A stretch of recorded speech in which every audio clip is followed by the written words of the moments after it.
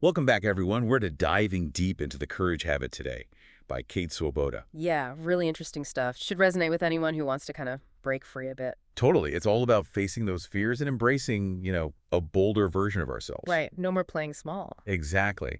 And Swoboda kicks things off with this thought experiment she calls the liberated day. Okay, I like where this is going.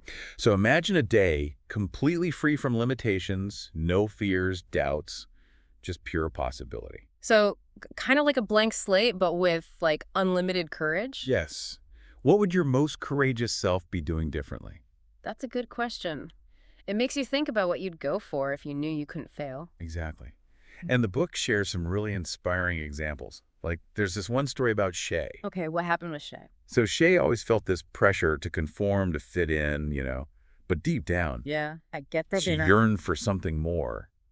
On her liberated day, she envisioned herself as this fearless entrepreneur. Wow, quite a vision. Did she actually go for it? She did. She completely transformed her life, her career, her relationships, even her style. No way. It's true. She ditched her corporate wardrobe for these bright, bold outfits that truly reflected her personality. That's incredible. Talk about stepping into your power. Right. And it wasn't just about the external changes either.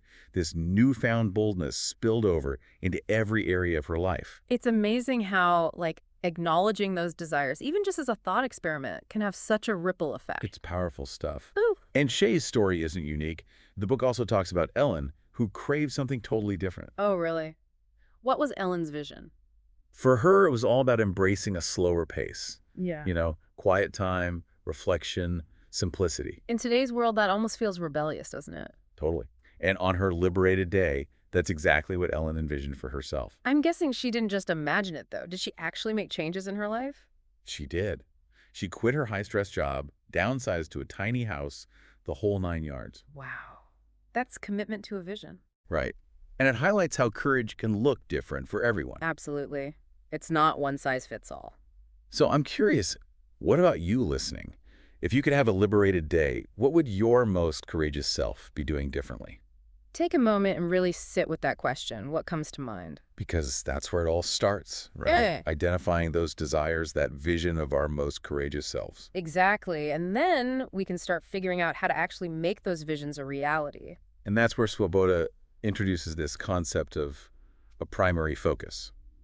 Have you gotten to that part yet? I have.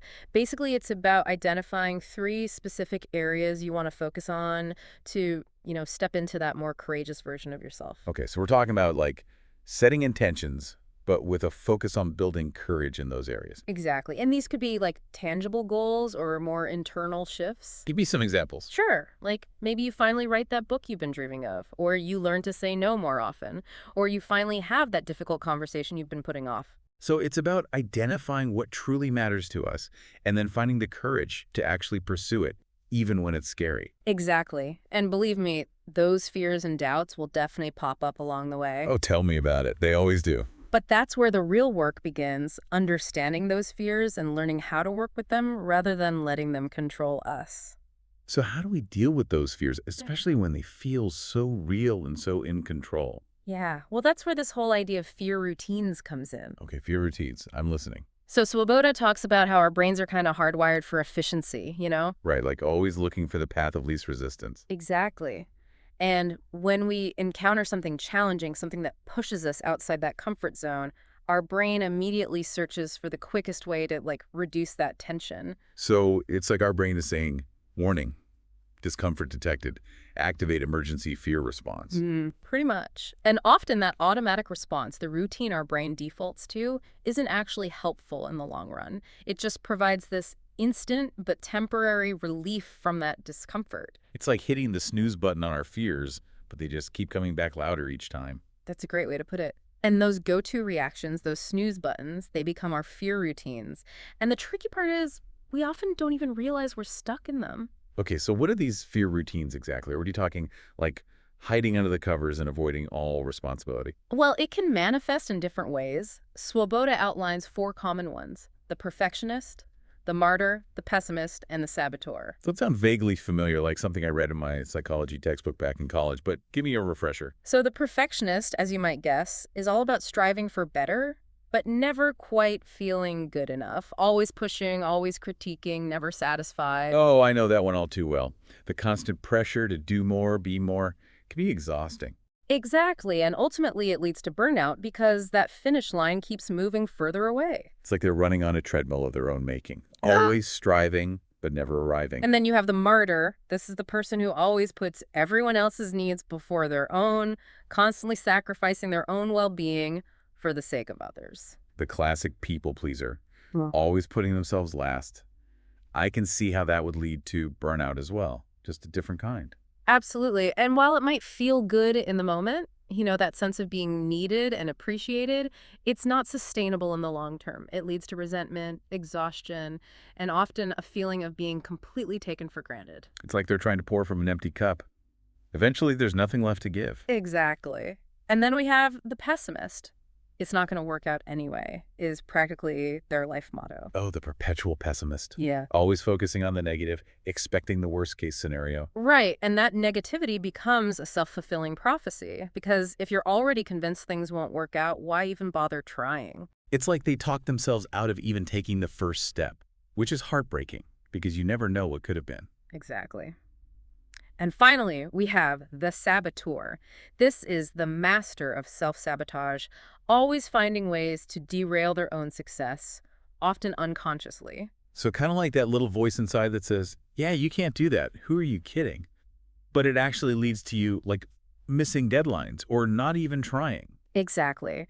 They might procrastinate, create drama, or even back out of commitments at the last minute, anything to avoid stepping outside their comfort zone and risking real growth. It's like they're their own worst enemy, but they don't even realize it. In a way, it's a defense mechanism, right? A way to protect themselves from potential hurt, rejection, or failure. But ultimately, it keeps them stuck, preventing them from reaching their true potential.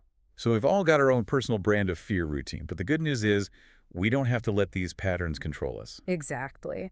And Swoboda gives us some really valuable tools to work with these fears, to break free from those automatic responses. Well, don't keep us in suspense. Mhm. What are these magical tools? I'm ready to break free. It starts with understanding something called the inner critic, that voice we all have inside our heads that fuels these negative patterns.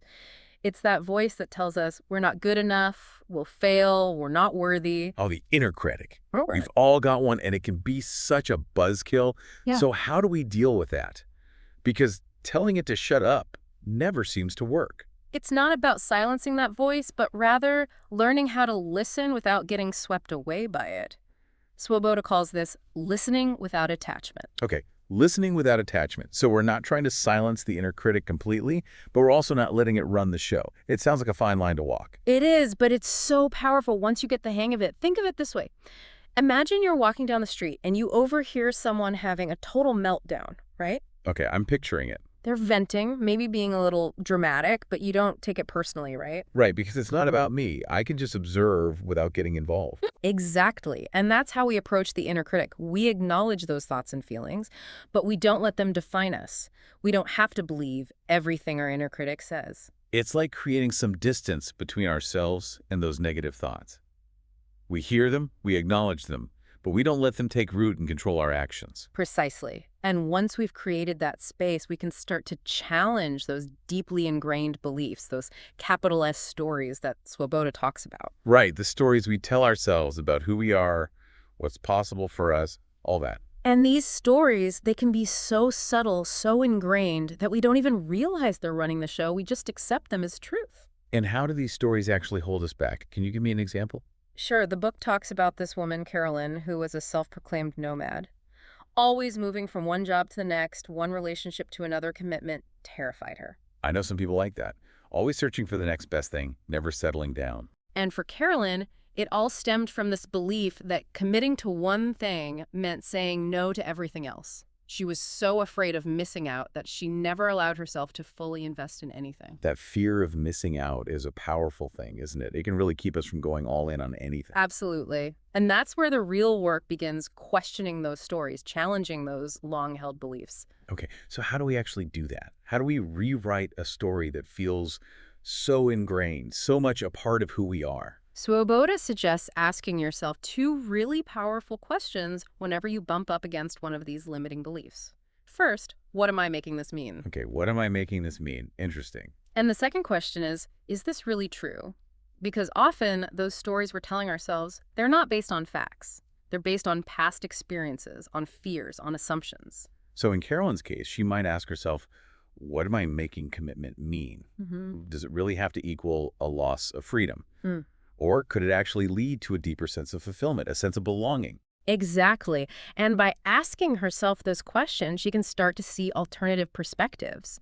She can challenge that old story and start to create a new one that actually supports the life she wants to live. It's like reframing those limiting beliefs to create a more empowering narrative. Exactly. And speaking of support, that brings us to the final piece of the courage habit puzzle, the importance of building a courageous community. This has been a recurring theme throughout the book, hasn't it? This idea that we don't have to do it all alone. It's so crucial because trying to cultivate courage in isolation, it's like trying to swim upstream. It's exhausting. Having a supportive community around us can make all the difference. So what does a courageous community actually look like? What kind of people are we talking about here? It's about surrounding yourself with people who not only value courage, but embody it in their own lives. People who are kind, compassionate, optimistic. People who lift you up, challenge you, and inspire you to be your best self. It sounds amazing, but how do we actually create that? I mean, you can't just wave a magic wand and summon your ideal tribe. It takes effort, for sure. It starts with making connections, being open and vulnerable, allowing ourselves to be seen and supported. Swoboda talks about practicing reaching out behavior. Reaching out. Give me some examples. It can be as simple as sending a text to a friend, sharing what you're struggling with, asking for help, or even just acknowledging that you're having a tough day. It's about letting people in. I think that's something a lot of us struggle with, myself included. We're so used to putting on a brave face, pretending we have it all together. And that's why it takes courage to reach out, because we're essentially saying, hey, I'm not perfect. I need help sometimes. And that vulnerability, that's what creates true connection. Yeah, it's like we're building a web of support, a safety net to catch us when we fall. Because, let's face it, we all stumble sometimes. Exactly. And having that support system in place, it can make all the difference in the world. So to recap, the 4 steps of cultivating a courage habit are: access the body, listen without attachment, reframe those limiting stories, and reach out to create your own courageous community. That's a pretty good summary, I'd say. And I think the key takeaway here is that building any habit takes time and effort, right? We're not going to become courageous overnight. It's about taking those small steps every single day and celebrating those little victories along the way. Absolutely. It's about progress, not perfection. I love that. So as we close out our deep dive on the courage habit, I'm left with this question. What if the discomfort we feel when we're afraid is actually a signpost, pointing us towards something truly meaningful, something that will allow us to step more fully into our most courageous, authentic selves? Now there's something to think about. Isn't it? Thanks for joining us for this deep dive into the courage habit, everyone. Until next time, keep being brave, keep reaching out, and keep embracing those courageous choices, no matter how small they may seem.